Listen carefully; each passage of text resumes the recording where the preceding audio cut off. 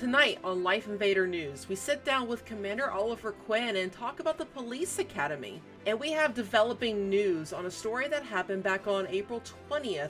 San Andreas History segment airs tonight. We're going to be exploring KO and the history behind the island. Good evening, everyone. I am Dixie Dallas. Thank you for joining us. We start off tonight with developing news. Early in the morning of April 20th, law enforcement was called to Carson Avenue. Several officers were on the scene along with health officials. By immediate visuals of the scene, EMS had taken the citizen to St. Pierre's Hospital for treatment. Several minutes later, San Andreas State Police left the scene. Explosions began to take part in the city, causing concern from citizens. It is not confirmed that the explosions were related to the early morning police call. When media arrived at St. Pierre's to get more updates, police stated that this is an ongoing investigation and no further details can be given by the San Andreas State Police.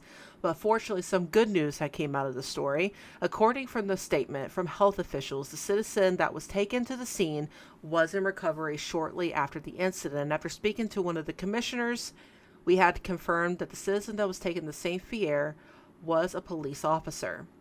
This is still an ongoing investigation and a developing story. More details to come once we receive more new details on this investigation.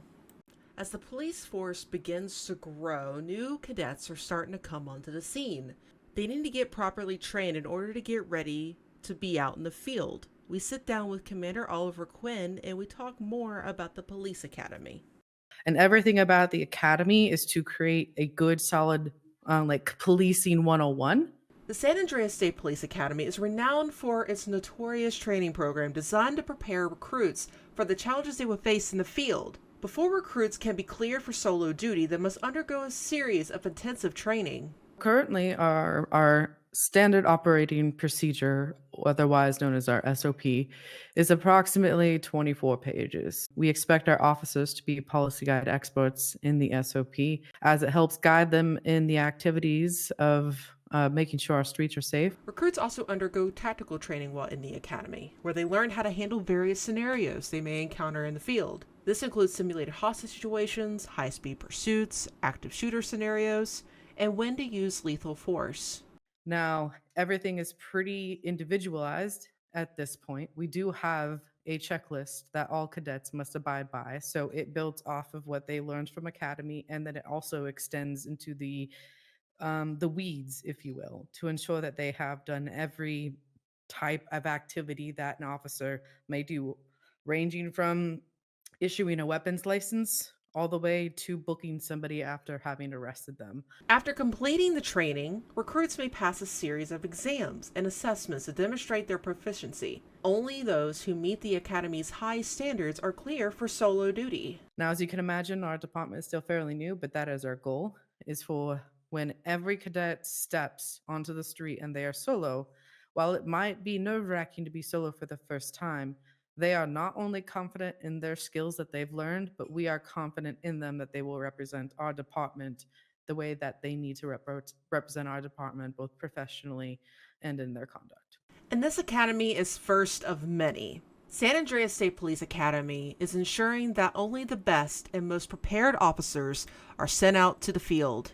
Local in Los Santos, Dixie Dallas, LifeInvader. Right after the break, we're exploring KO in our news segment of San Andreas history. LifeInvader's newscast is sponsored by Auto Exotics. Visit today and elevate your ride. Introducing Auto Exotic, where automotive dreams become reality. At Auto Exotic, we don't just sell cars, we curate automotive experiences. From rare gems to one-of-a-kind beauties, our collection is unmatched. And if you're looking to take it to the next level, our expert team can tailor your ride to perfection. Experience the extraordinary. Visit Auto Exotic today. Auto Exotic, elevate your ride. Welcome back. In this new segment of San Andreas history, we explore KO. From native traditions to modern civilization, so many stories are left untold with this segment of San Andreas history. In the crystal blue waters off the coast of San Andreas lies an island veiled with mystery and shadow. a place where ancient traditions clash with modern ambition, where the echoes of the past reverberate through the corridors of time. Welcome to KO Island, a sanctuary of secrets and a crucible of change. Deep within the annals of San Andreas history lies an untold saga of KO Island. Long before modern civilization, KO Island was the home of indigenous Huana tribe, whose ancestors roamed the island for countless generations. Tribal elders had spoke out and said that their ancestors lived in harmony on the island, honoring the sacred elements and spirits of their forefathers. KO Island was their sanctuary, their home. But the tranquility of KO Island was shattered with the arrival of modern civilization. Drawn by the island's strategic location and natural resources, the military of San Andreas established a strategic outpost on its shores. The military presence cast a shadow over the once idyllic landscape, disrupting the delicate balance of life that was endured for centuries. Rumors had swirled among the islanders about the military, their activities surrounded in secrecy and speculation. Local residents talked about how they watched their ancestral home become a battleground, torn apart by the unseen forces. The Huana watched in dismay as their sacred land was desecrated by the machinery of war, their way of life threatened by the encroaching tide of modernity. Yet, as mysteriously as they come, the military presence on KO Island vanished without a trace, leaving behind only whispers of their departure. That is until the island caught the eye of a wealthy entrepreneur from San Andreas, who saw its untamed beauty and the potential for a lavish resort destination.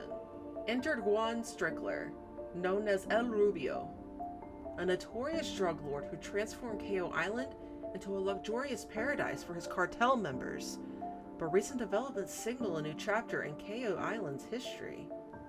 In the dramatic turn of events, Strickler has been apprehended following a daring raid on his stronghold. With Strickler behind bars, authorities believe that they have dealt with a crippling blow in the cartel's operations, offering a glimmer of hope for the island's future. As KO Island navigates through turbulent waters, its legacy of resilience continues to captivate the world's imagination. For in the heart of the secluded paradise lies a story of survival, transformation, and the enduring power of human spirit. That'll be it for LifeInvader News this evening. Thank you so much for joining us, and I hope you have a good evening. I am Dixie Dallas with LifeInvader Media, and I'll see you next time.